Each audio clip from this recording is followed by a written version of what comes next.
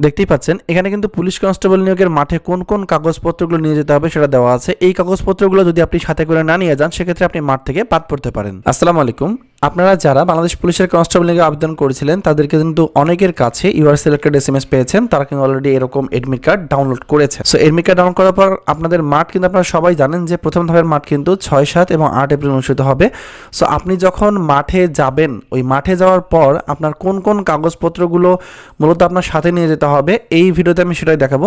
এখানে টোটাল বেশ কিছু কাগজপত্র প্রয়োজন হবে। তো এই কাগজপত্রগুলো অবশ্যই আপনাকে সাথে নিয়ে যেতে হবে, নাহলে কিন্তু আপনাকে মাঠ থেকে বের করে দেওয়া হতে পারে। সো সম্পূর্ণ ভিডিওটা দেখার অনুরোধ রইল। আর আপনাদের মধ্যে যারা অপেক্ষায় ছিলেন যে আপনাদের এসএমএস আসার পর আপনারা সাজেশন নেবেন, আপনাদের হাতে কিন্তু সময় খুবই কম। দেখতেই পাচ্ছেন আমার কাছে বাংলাদেশ পুলিশের কনস্টেবল নিয়োগের জন্য চূড়ান্ত সাজেশন আছে, আপডেট চূড়ান্ত সাজেশন। জুলাই আন্দোলন সম্পর্কে A to Z সহ বাংলা, ইংরেজি, গণিত, সাধারণ জ্ঞান সবকিছু এখানে কিন্তু আপনারা পেয়ে যাবেন। সাজেশনটার মূল্য হচ্ছে মাত্র 100 টাকা। হ্যাঁ, স্ক্রিনে যে নাম্বারটা দেওয়া আছে এই নাম্বারে মূলত বিকাশ এবং নগদ খোলা আছে এবং এটা একটা পার্সোনাল নাম্বার। এই নাম্বারে 100 টাকা সেন্ড মানি করে ওই নাম্বারে হোয়াটসঅ্যাপে আমাকে মেসেজ দিয়ে বললেই হবে।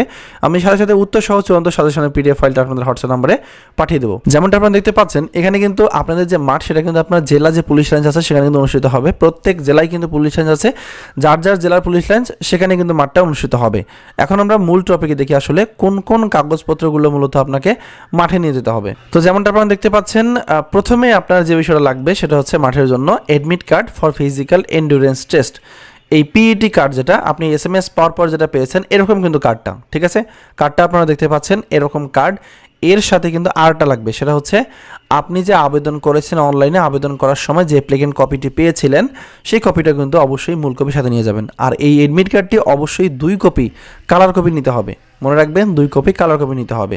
সো এরপরের যে বিষয়টা প্রয়োজন সেটা হচ্ছে শিক্ষাগত যোগ্যতার সনদপত্র অথবা সাময়িক সনদপত্রের মূল কপি নিয়ে যেতে হবে।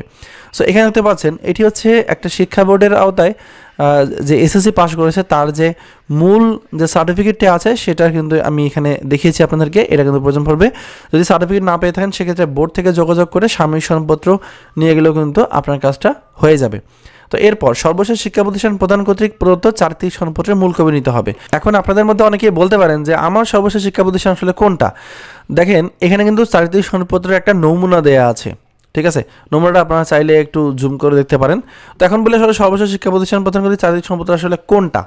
সো আপনি যদি স্কুল থেকে পাশ করার পর এখন কলেজে পড়তেছেন তাহলে কিন্তু আপনার স্কুল হচ্ছে সর্বশেষ শিক্ষা প্রতিষ্ঠান।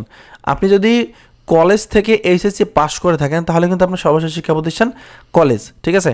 ধরেন আপনি অনার্সে ফার্স্ট ইয়ারে পড়তেছেন, তারপরেও কিন্তু আপনার ইন্টার যেখান থেকে পাস করেছেন সেটাই কিন্তু আপনার সর্বশেষ শিক্ষা প্রতিষ্ঠান। সো আশা করি বুঝতে পেরেছেন যে সর্বশেষ শিক্ষা প্রতিষ্ঠান কর্তৃক 4টি সনদপত্র কোনটা। অবশ্যই এটার মূল কপি সাথে নিয়ে যেতে হবে। এরপর ইউনিয়ন পরিষদ অথবা সিটি কর্পোরেশনের নাগরিকত্ব সনদের মূল কপি দিতে হবে। সো আমি একটা নমুনা দিয়েছি, এই ধরনের মূল কপিগুলো মূলত হয়ে থাকে। সিটি কর্পোরেশনের হলে একটু ডিজাইনটা ভিন্ন হবে এবং ইউনিয়ন পরিষদ হলে ডিজাইনটা কিন্তু এইরকম হওয়ার সম্ভাবনা বেশি। সো এরপর অভিভাবক সম্মতিপত্র। আপনি যে বাংলাদেশ পুলিশের কনস্টেবল নিয়োগে যোগদান করবেন, এই যোগদানে যদি আপনার অভিভাবকের কোনো আপত্তি না থাকে এই মর্মে কিন্তু একটা অভিভাবক সম্মতিপত্র নিতে হবে। এই ডান দিকে অভিভাবকের স্বাক্ষর থাকবে এবং বাম দিকে চেয়ারম্যানের কিন্তু প্রতি স্বাক্ষর থাকবে, ঠিক আছে? নমুনাটা এরকম, এটা আপনারা একটু দেখলেই বুঝতে পারবেন।